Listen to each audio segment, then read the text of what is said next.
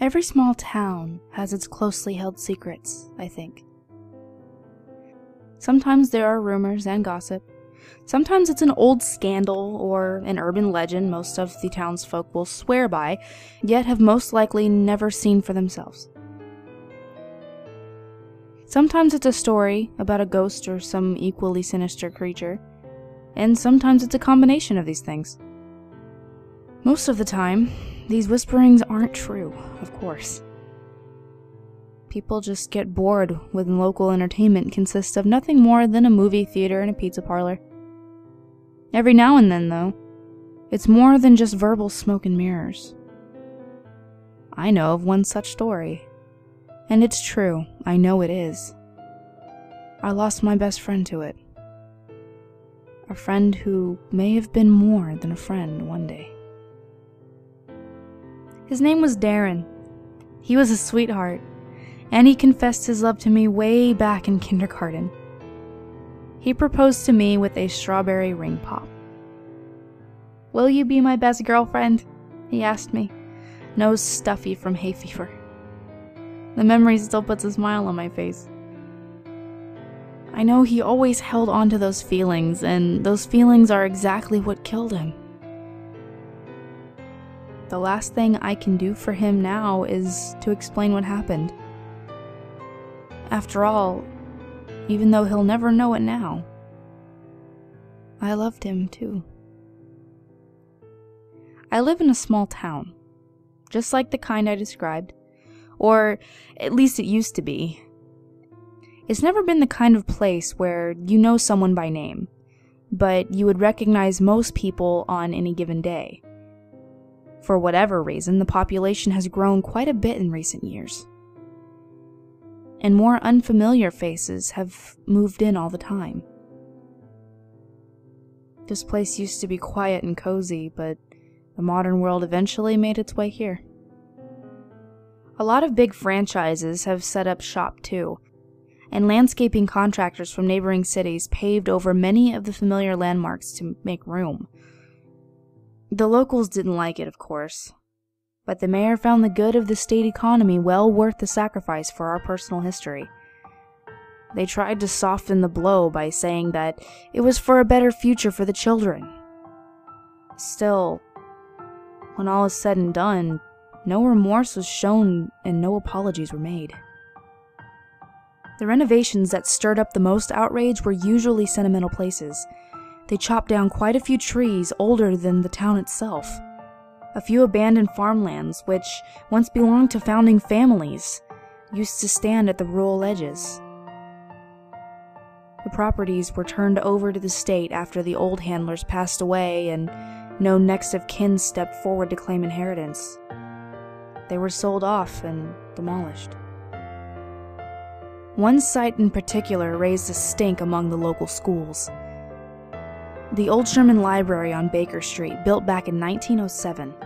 It was privately owned, run by monthly subscription, and it had lost most of its business since the internet made print obsolete. Just about every home has high-speed internet nowadays, and their inability to stock new reading material certainly didn't help.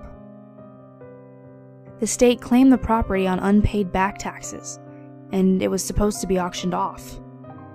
That is, until a new, notably reputable corporate executives made some attractive offers for the building and a few of its surrounding empty lots. The library was brought down a few months ago, and they're now building a new shopping center to take its place. Don't get me wrong, I don't really care about any of this. It's just shop talk and political nagging I've overheard from my parents and in diners and such. I'm only 16, and I've never really had any love for my hometown. In fact, after I graduate, I plan on getting out of here as soon as possible and attending college out of state. Still, even I know that there are certain places that should be left alone. Some places have local history for a reason, because some places are infamous. Some places are evil. Just before the interstate ramp on the north end of town, The road used to split off into a gravel footpath that led into an untamed patch of woods. The road bends around a tall rock shelf and over a man-made hill before the ramp. And there have been quite a few businesses along the west side of the road over the years to service visitors and passers through. Nobody touched the woods on the east side in over a century, though, and only the locals know why. The woods weren't peaceful. They looked gnarled and wrong, as though the land itself held some sort of grudge. All of the old growth seemed to overlap in a violent struggle, and as far as anyone could tell, there were no fresh saplings, sprouts, or buds. It was nothing more than an ancient wood and weeds that refused to die. If you dared to enter, you'd have no choice but to stick to the gravel path as closely as possible if you ever intended to find your way back. Those woods ensnared and choked the living, and you never hear so much as a song of a cricket in or around them. I personally have never been near those woods, much less in them, but you hear of these things more than once in a small town. Who knows exactly how much of it has been exaggerated? People have a tendency to dramatize ghost stories more with every telling, especially when telling them for fun and thrills. Whatever the case, the sight and story were apparently enough to keep people out, and everyone here knows the story. The town was founded in the early 1800s. The first family to settle here, the ones to build the first farmhouse, were the McClures. Seamus McClure, their eldest and patriarch, became the first known mayor once the neighbors and farmland started taking root. There was one of the fewest estates left untouched, bought by our previous mayor and preserved. Seamus was known for frequently taking long walks through the northern woods, which were only a stone throw from his home. He made the trip even more often as he entered the golden years and left the town leadership to his children. When he passed away, the townsfolk buried him a few miles down one of his favorite paths, and the widow McClure joined him some years later, side by side beneath the shade of the towering oak. A few decades down the line, Seamus gained the company of 3 cousins, a niece, a nephew, and a grandson lost to leukemia. The humble McClure family burial plot remained a peaceful place for many years. It didn't gain its infamy until the scandal of 1859 and the death of young Bethany McClure. By then, the McClures had built a strong relationship with the second oldest family in town, the Clancy family, founders of the First Catholic Church. Since their first meeting, there had been several arranged marriages between the two families, and Bethany was to wed the son of the local priest, a childhood friend by the name of Samuel. Even from the earliest years of their lives, Bethany and Samuel had a sweet and flirtatious relationship. The story goes that he had saved her from a wolf that had wandered through her favorite flower glade one evening, and he swore to protect her from anything or anyone else who would ever think to do her harm. Even she knew that nobody would dare to harm the daughter of the most respected family in town, but his valiant act and promise meant the world to her all the same. They had been inseparable ever since. Bethany and Samuel were rarely seen apart, but that changed dramatically during the end of their teen years. They were to be married at the age of 21, but Bethany had fallen gravely ill at 18. Her health and beauty waned over the next few years, and she became bedridden. Samuel stayed by her side every hour he had to spare, but as her mind began to fade, she seemed aware of his presence only in fleeting instants.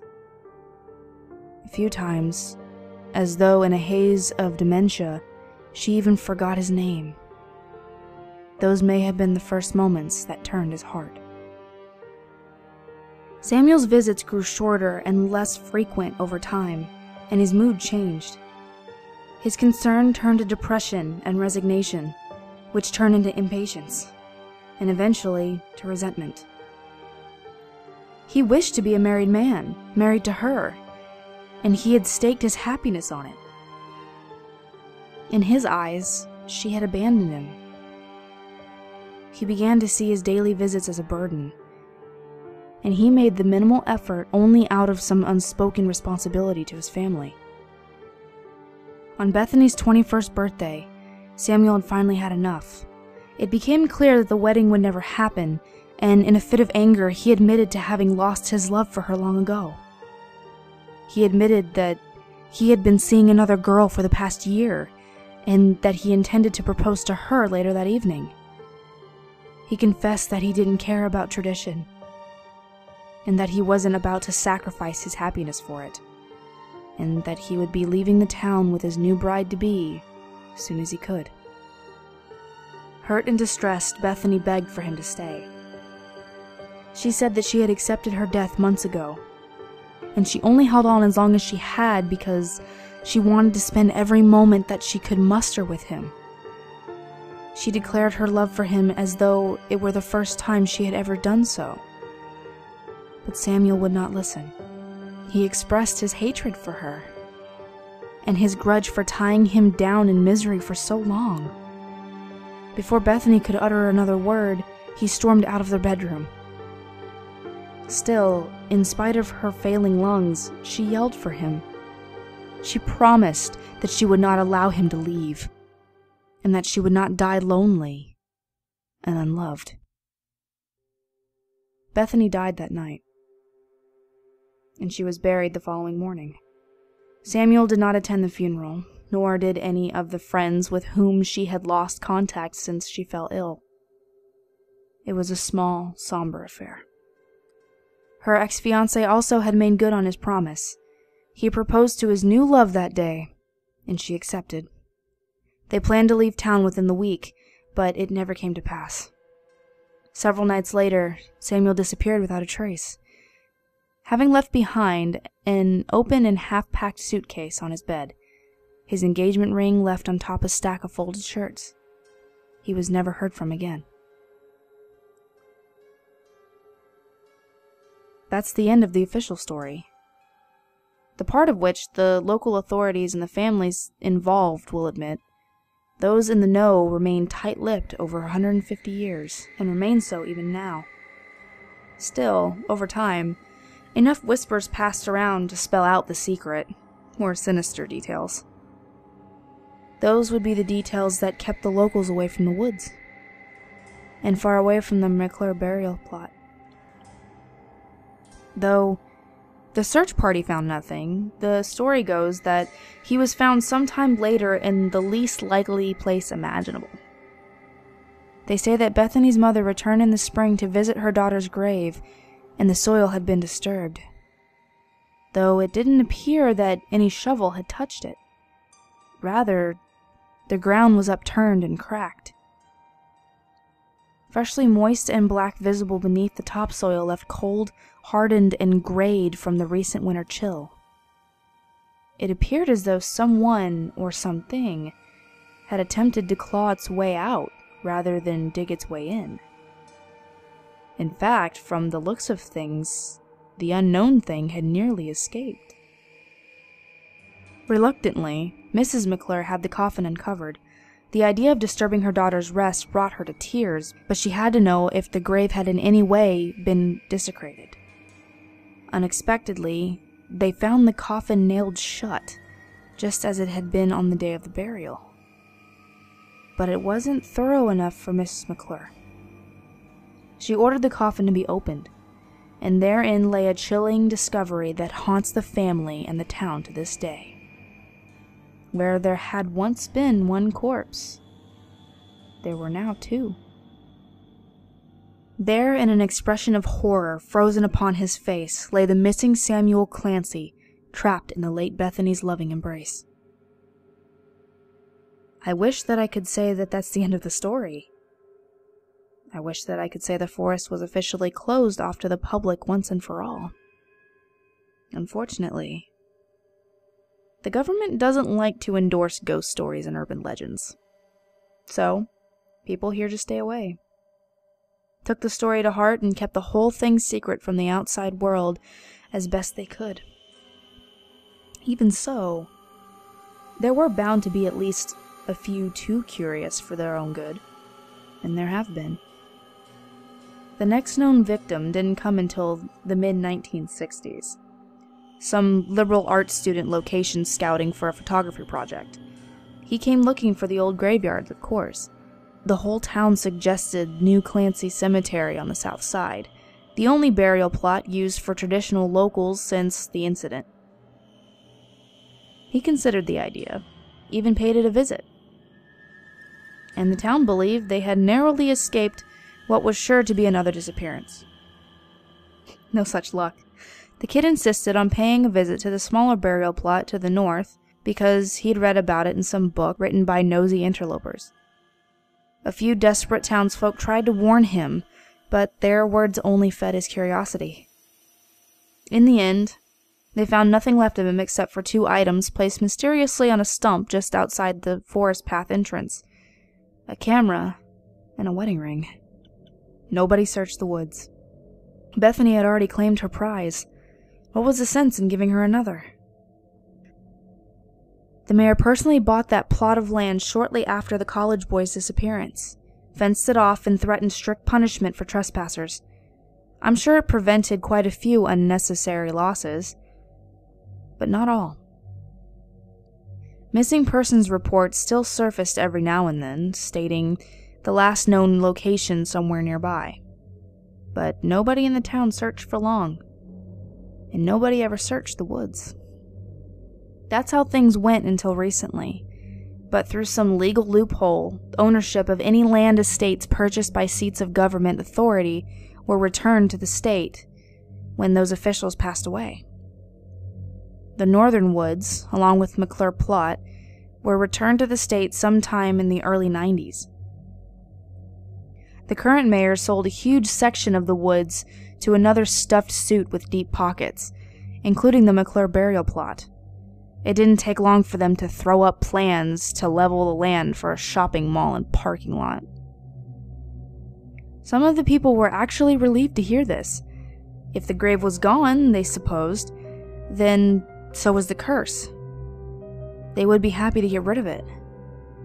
Some, however, believed that disturbing the grave would only make things worse. Much to everyone's relief, the construction crew had put in work on the site for weeks without incident. Everything seemed much more peaceful than expected, but the peace didn't last. Darren worked for that crew part-time for the summer. He died last night. They found him buried alive at the north end of the lot. His fingers were just barely jutting out from under the soil. I cried for hours when I heard the news, and I've been chilled to the bone ever since.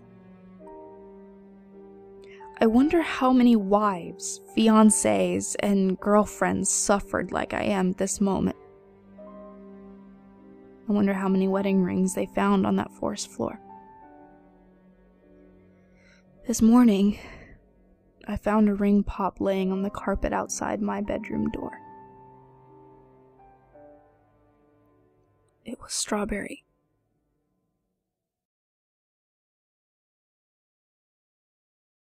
Thanks for watching, guys. If you like what you saw here, have a look at my other videos and leave me your thoughts in the comments. If you support my message, then please like, favorite, and subscribe. If you'd like to help this channel improve, you can reach out to me on Twitter or on Facebook with any suggestions. And if you'd like to support me more directly, please consider following me on Patreon. Links in the description. Thanks again, and I'll catch you all in my next video.